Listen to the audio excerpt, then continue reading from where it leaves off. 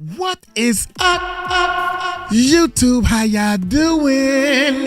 Yeah. Check it out without a doubt. If I drop that phone one more time, man. Hey, Prince's last words about Beyonce and Jay-Z are even scarier now. Dirty, rotten liars. Oh my gracious, man. Hey, y'all hit that subscribe button, hit that bell. Making some changes, baby. Let's check it out. Here we go, man. Let's check this bad boy out. Where my I can't find my mouse, y'all. Too much real estate. I got two screens. Here we go. April 15th, 2016. Prince's final social media post, just when you thought you were safe. 6 days later, he was dead. And we are coming on the air right now with the breaking news that the pioneering musician Prince has died at the age of 57. In his final months, Prince had been fighting Jay-Z for control of his masters. The same masters he had written "slave" on his face to protect were now being targeted by someone he had trusted. Prince's record label just sued the rapper's company for illegally streaming just about every hit song the late singer ever released. But the real war was about something darker. Prince had discovered secrets about the industry's golden couple. Secrets about stolen songs and silenced artists. This is why they had to stop him. In the final months of his life, Prince had become a man obsessed with protection. The artist who once danced freely across stages now moved through Paisley Park like a fortress under siege. New security protocols were implemented. His inner circle was scrutinized and reduced.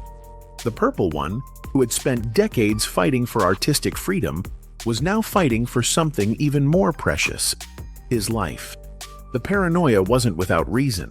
After finally regaining control of his master recordings from Warner Bros. In 2014, Prince had achieved the victory that defined his entire career. Those masters represented more than music.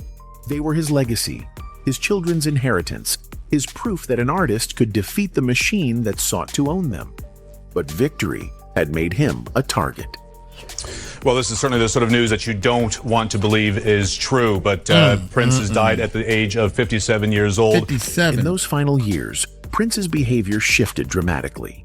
He implemented strict new security protocols at Paisley Park and became intensely selective about his inner circle.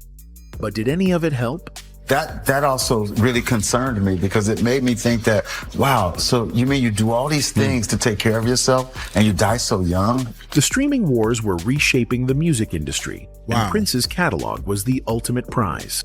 When Jay-Z launched Tidal in 2015, promising artist-friendly terms and revolutionary payouts, Prince saw an opportunity to support a platform that claimed to put creators first. The initial agreement was simple. One album, Hit and Run Phase 1, would stream exclusively on Tidal for 90 days. It should have been straightforward. Instead, it became Prince's final battlefield. Within months of signing, Tidal began pushing for something far beyond the original agreement. They wanted full ownership rights to Prince's entire catalog, the very masters he had spent decades fighting to control. This wasn't the artist-friendly partnership that had been promised. This was the same Tory behavior Prince had battled his entire career, now wearing the mask of revolutionary change. Tidal is a new company. It's brand new. Prince had told Ebony magazine, still hopeful about the platform's mission. When there's a company like that, or the OWN network, situations where we finally get into a position to run things, we all should help. But behind the scenes, Prince was discovering that running things didn't mean what he thought it meant. The pressure to surrender his masters intensified. Meetings became confrontations. The revolutionary platform was starting to look like every other corporate that had tried to cage his music. Prince began asking questions that made powerful people uncomfortable. If Tidal was truly artist-owned, why were they demanding the same control that major labels sought? If this was about empowering creators, why was he being pressured to sign away the very rights he had fought to reclaim? The answers he found changed everything. As Prince dug deeper into Tidal's operations and ownership structure, he began to see patterns that disturbed him. The platform that claimed to champion artist rights was using the same tactics that had enslaved musicians for generations. This time, looked like the artists themselves. His security concerns weren't just about physical safety. They were about protecting information that could expose the entire system. In those final weeks, Prince spoke to close associates about dangerous elements within the industry, about powerful figures who punished those who challenged them, about exclusive parties where young artists felt pressured to compromise themselves for career advancement. Did all the work, I created it, so I felt like it should belong to me. That said, the companies felt otherwise. As Prince's investigation deepened, the true scope of Jay-Z's manipulation became clear. The Tidal deal wasn't about artist empowerment. It was about acquiring Prince's catalog through deception, using the language of revolution to disguise old-fashioned corporate piracy.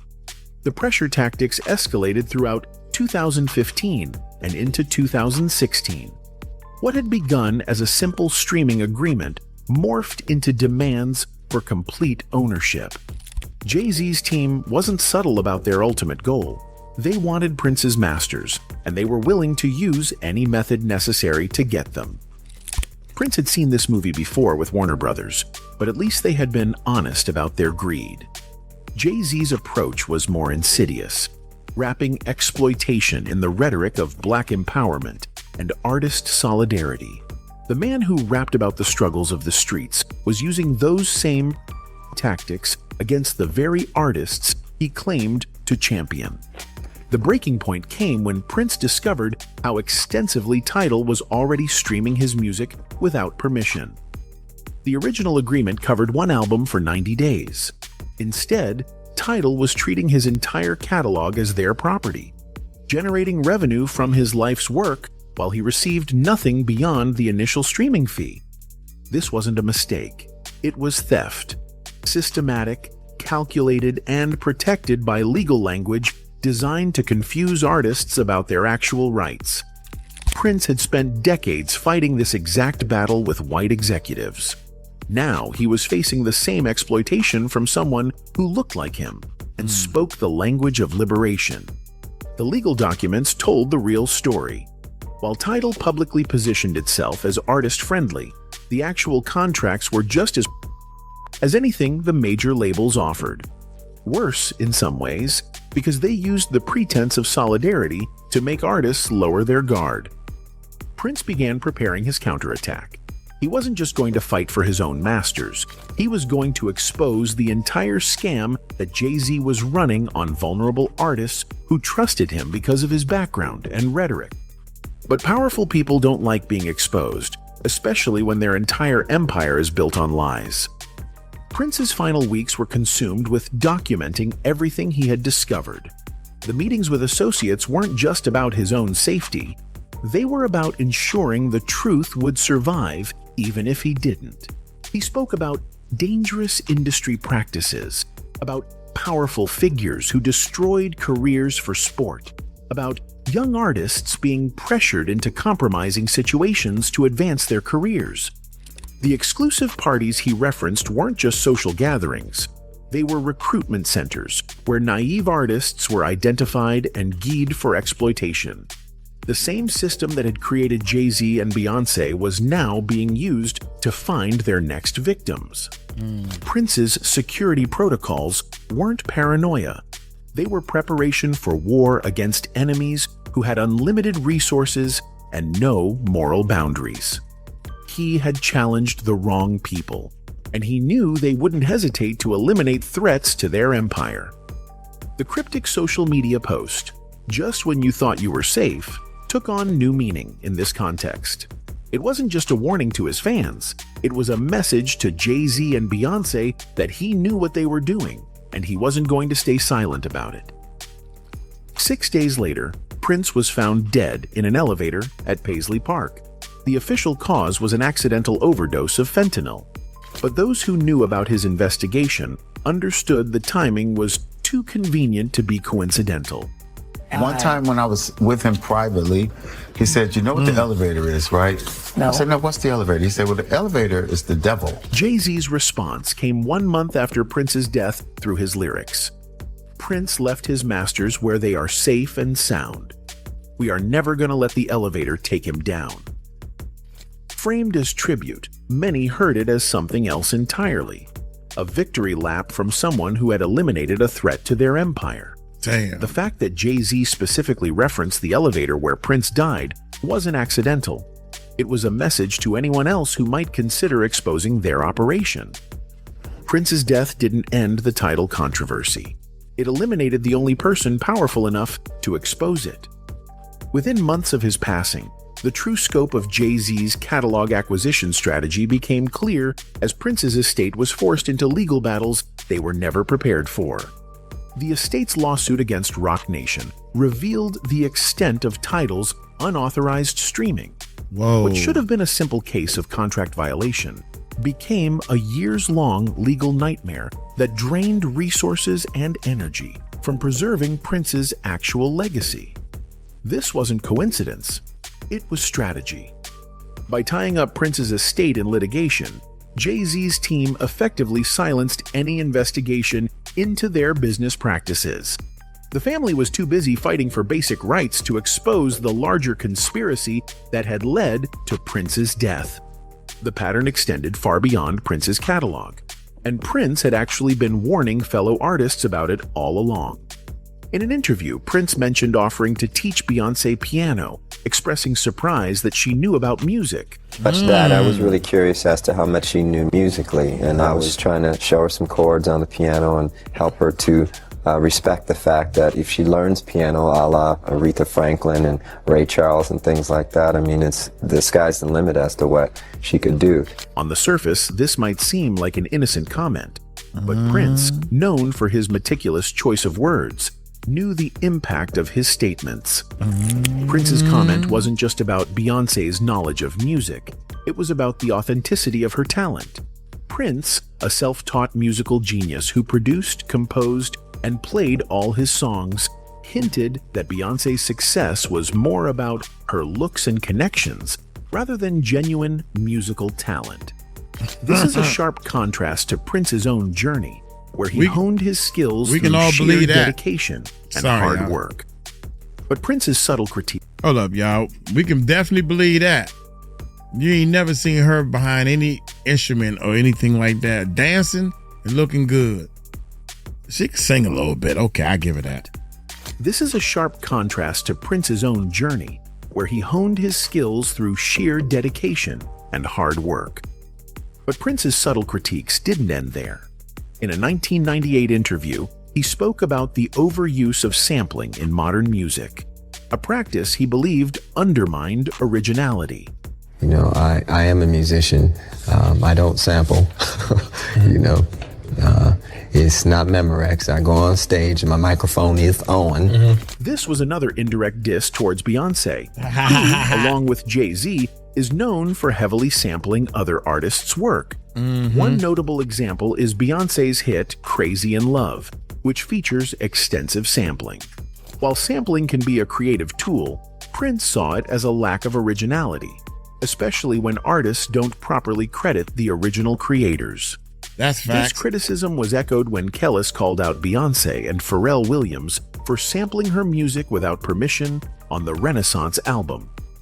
In several posts uploaded to social media in 2022, Kellis pointed out that Bey's Renaissance song, Energy, contained pieces of her 2003 hit Milkshake, and maintained she was never asked for permission.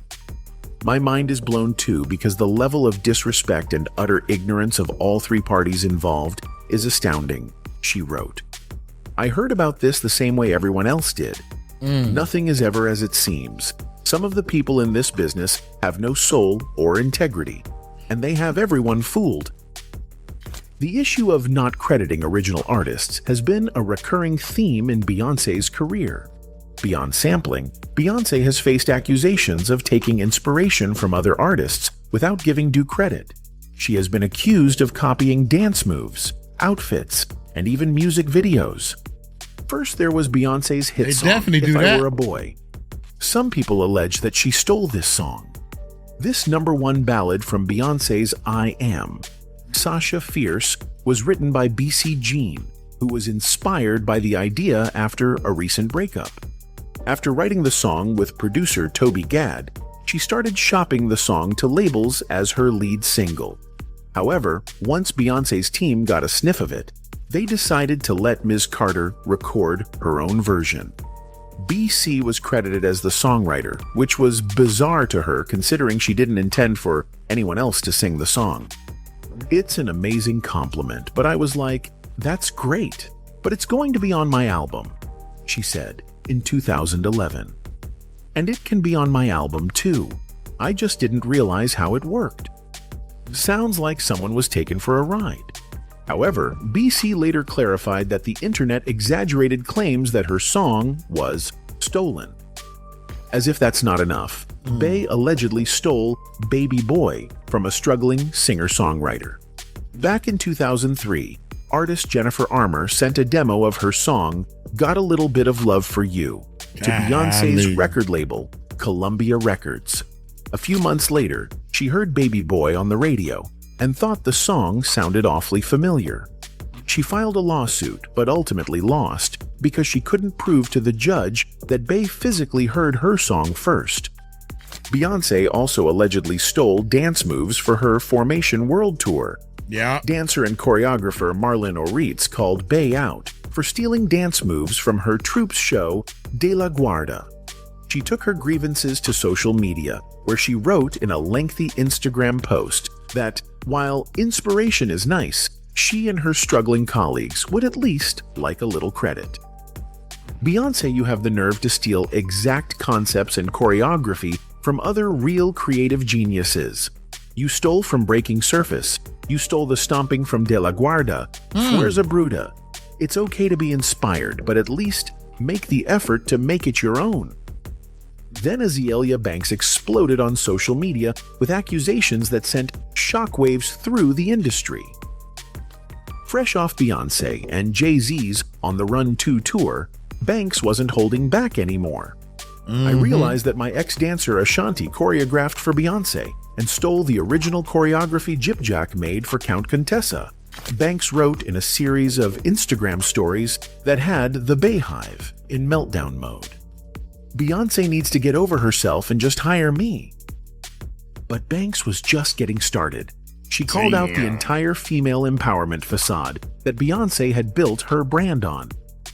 I really hope Beyonce gets real with herself soon and humbles herself enough to accept the visions and full projects women who admire her put together for her. Banks continued, like we don't need any more Beyonce thought moments. I have no clue why she wants to be a regular bee. The attack was brutal and personal. Banks wasn't just calling out theft, she was exposing the hypocrisy at the heart of Beyonce's empire. 2 years earlier, Banks had been even more direct. She's not an artist, she's a poacher. She takes food out of darker-skinned women's mouths and pretends to be inspired. She needs to stay under Jay-Z's foot where she belongs and stay out of the creative woman's way. Wow. Stay under Jay-Z's foot. I done heard through some of these videos that she ain't the sharpest knife in the drawer. And she is, I don't know, a box of rocks is probably a little, y'all heard the saying. Here we go, man. Let's keep going. Out of darker-skinned women's mouths and pretends to be inspired. She needs to stay under Jay-Z's foot where she belongs and stay out of the creative woman's way. Ouch. Banks was saying what Prince had been thinking for years, that Beyonce was a guised as an empowerer, systematically destroying the careers of the very women she claimed to champion. But Banks wasn't the only songwriter ready to break her silence. Tiffany Red was about to drop the bombshell that would confirm everything. Free. I think Beyonce is a brilliant artist. I also think that Beyonce is a hypocrite. Tiffany Red had finally had enough. The Grammy-winning songwriter who had worked with Jennifer Hudson and Fantasia was watching Beyonce collect checks and accolades for songs she never wrote, while the real creators struggled to pay their bills. Maybe Beyoncé will win the Grammy for Album of the Year when she starts paying songwriters and stops taking publishing from them. I hear it's around 15 to 30%. By the way, Grammys don't pay the bills. Pay songwriters, Beyoncé, Jay-Z, Parkwood, and Rock Nation. Red wasn't just throwing stones, she was dropping bombs. When she released that lengthy video calling out multiple artists, the industry held its breath, but her real target was clear. The reason I called out Beyoncé is because Beyoncé is the Michael Jackson of our generation, she said, her voice shaking with rage. I talked to somebody yesterday who's the manager of somebody who's a writer and producer on Renaissance. The record is one of y'all faves. The song was written 6 years before it got to Beyoncé. She got 25% of the song. The revelation was devastating. Beyoncé's celebrated Renaissance album wasn't her artistic rebirth. It was a collection of stolen songs she had claimed ownership of years after they were created. I spoke to another writer who wrote and sang on one of y'all favorite songs. Credit not right. His business all effed up. Beyoncé was on tour last year with that record with that person's vocals. Red wasn't just exposing theft. She was revealing a machine designed to silence victims. The reason why people who work for Beyoncé don't talk is they're all on NDAs, because that's how she works. She silences people so that nobody can speak. The NDA revelation confirmed everything Prince had discovered before his death. This wasn't just about individual songs. It was about a systematic operation to steal creativity and silence the real artists who created it. She also wrote on X, "My hope is that on Act 2, Beyoncé will pay songwriters a songwriter fee and master points and not take publishing or songwriting credit on any songs she did not write." In any case, artists are finally speaking up about what Prince discovered in those final weeks. Tiffany Red broke her NDA to expose Beyoncé's theft network. Kellis went public about her stolen samples. Songwriters are sharing their stories of systematic exploitation, just like Prince predicted they would. The streaming wars Prince warned about have destroyed artists' incomes while making platforms billions. The theft machine he exposed is still operating, still silencing voices, still stealing creativity from real artists and handing it to manufactured celebrities. Jay-Z and Beyoncé's empire keeps growing, built on the same exploitation they once claimed to fight against. Every stolen song, every silenced songwriter, every artist bullied into signing away their rights proves Prince was right about everything. The elevator at Paisley Park isn't just where Prince died. It's become a warning to any artist thinking about exposing the truth. Step out of line, and you might join him. But some artists are still fighting, still speaking out despite the threats, the lawsuits, the career destruction that awaits anyone who challenges the machine. Prince's courage lit a fire that his death couldn't extinguish. Damn, that shit loud. Anyway, that's it for this video, folks. Bye. God dang, man. Hey, shout out to all the donors, man. First of all, rest in peace to Prince. He was one of the most dynamite musicians that I knew. He can play. He wasn't no on the lead guitar, he was real good. But he wasn't no dynamite. When he said he played all the instruments, he wasn't bad as I don't know what on all the other instruments, but he played them a commercial style.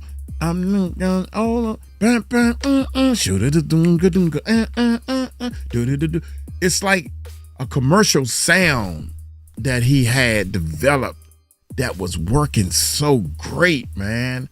Man, I was like, I would give anything to be able to put each part. The instruments are communicating with each other. The instruments are all communicating with each other. I was gonna try to. Uncle Mike I can't remember names or anything. I was gonna try to remember the person's name. Somebody gave a $2 donation. Shout out to everybody who donated, man. Thank y'all so much, man. Y'all know who y'all are. I don't need to shout out the names and everything. I'm just gonna get on up out of here. Thank y'all. I went on and gave them the money to have the operation done. So, cause it take a couple of days for the money to get there, and tomorrow's Saturday. Got to be more careful. So by Monday they should have the money, and he should be going into the operation room. That's what I'm hoping. Get this arm fixed, man. I'm gonna get on up out of here. Hey, y'all take it light, take it slow. Y'all tell him Uncle Mike told you so. Peace out.